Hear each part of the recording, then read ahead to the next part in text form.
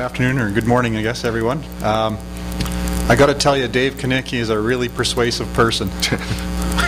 I don't like public speaking, and he got me to talk about a subject here that, you know, I'm following a panel with RDO and Titan and Youngs and guys like that, and I'm going to say why it's smart not to be like them. I don't know. He nail it here. He did say it's okay to say something controversial once in a while, and he likes to do that when he writes his articles, so I'll see if I can do a little bit of that, but anyway, we'll give it a whirl. First of all, I'm not opposed to big, well-run, big, well-capitalized. I think is great. Lots of them are here, and you see them doing really well, and they're strong. They're not over-leveraged, and they're not on the edge all the time. It's never been the goal of our dealership to be the biggest. We just want to be big enough. Question is, what is big enough? So we want to be big enough to attract the customers we want. We want to be big enough to be sustainable in the eyes of our suppliers. Of course, that's a moving target, but that's what our goal is. Our industry's on a great run over the last 5 years, and we've all enjoyed some wonderful times in that respect. Part of our survival process over the long term, and our dealership's been around for 60 years, is that we try to never be overexposed on used. I agree with what Mike said wholeheartedly. And so we turn our used, and we feel that that's just a critical thing to survive the changing markets, and it will change again. We've seen it several times, and it'll come again, so we've got to be ready. You never get the advance notice you need to react. A little bit of information about us. We're a two-store Case IH dealer in northern Saskatchewan at the very northern edge of the growing belt. We're third-generation store, 2 stores 60 miles apart. I've got a partner who runs my other store. Our local competition, just a second here, I got to start pushing buttons. Up. Down there. Down? So there's a North American picture of where we sit in Saskatchewan. The light green is the growing area, so you can see we don't have a dealer north of us. So we're kind of on the edge of the growing area. Our local competitors are 2 John Deere stores that are part of the Service Group, which is a large publicly traded John Deere dealership, a large 3-store New Holland dealer, another individual New Holland dealer, and several individual AGCO stores. Our customers grow dryland cereals, canola, and pulses. We have a short growing season. Everybody wants big equipment. We sell pretty well strictly the biggest stuff there is. So big SP sprayers, 4-wheel drives, combines, and air drills. We have approximately 40 employees in our 2 stores. Just quick shots of our stores. Let's take a look at some financial results of dealerships. I've done some analysis to try and strengthen my case here. That's our sales over the last 5 years. We were $42 million in 2011. 2011 was the year I can get comparative information from the industry. So I relied on 2 things. I'm going to compare the average of RDO, not RDO, Titan, Rocky Mountain, and Service, which are kind of the 3 pure equipment dealers that are publicly traded.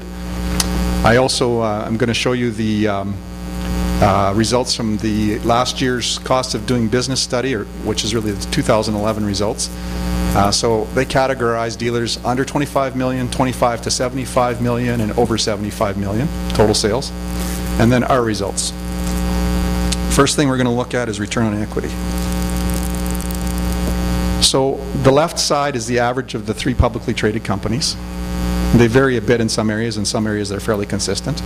The 3 middle bars are, on the second bar is under 25 million. The third bar is 25 to 75 million. The fourth bar is over 75 million in sales. And then the very right is us. The red is a 5-year average where I could get it, and the blue is 2011. So that just shows what return on equities have been in those organizations and those average sizes. Next, I'm doing return on assets using exactly the same, showing the same entities in the same area. So public on the left, under 25 million, 25 to 50, and over 25 to 75, over 75, and then us. And again, our 5-year return on assets. The third one I'd like to show you is gross margin per employee. It was a number that I could generate fairly easily. Wasn't available for the publicly traded companies, so we have the 3 groups from cost of doing business study, and then us on the right.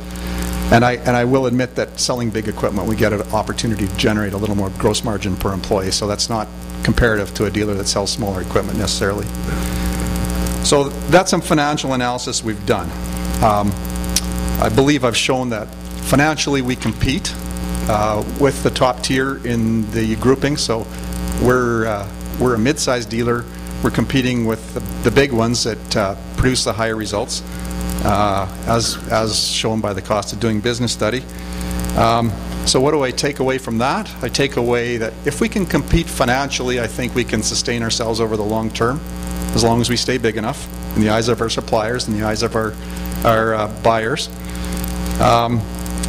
And if we can compete financially, we can reward our people and draw in the best people to work for us and continue the regeneration of our organization. The question is, how do you achieve that?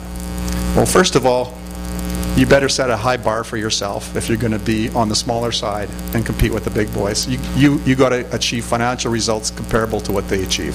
So set your targets, know what your targets are, figure out how you're going to get there. We're very niche marketed. We're, as a case dealer, we focus on big equipment. We focus on the high value customer. Now, of course, everybody wants that customer. The trick is, how do you get them? We offer a lot of service, and we seem to be able to get our share of that business. Our value proposition often does not mean that we have the best price. However, we get enough business to make it work. We have very experienced general managers, very experienced department heads in most cases. Our average employee has been with us a little over 9 years, so that's a key metric for us. In order to attain high financial performance, you've got to have a lot of discipline and a lot of talk about market share, and we're not great on market share. Our supplier likes us because we're financially strong. On that basis, we get along well. But you have to be able to walk away from deals, and as the market enjoys a strong period, we're seeing a lot of deals go by that I can't offer what I offer to our customers on a 3% gross margin, and I'm seeing more of those deals. And you got to decide what you can do and you can't do. But if we want to generate a high target, we got to have a decent return on our sales.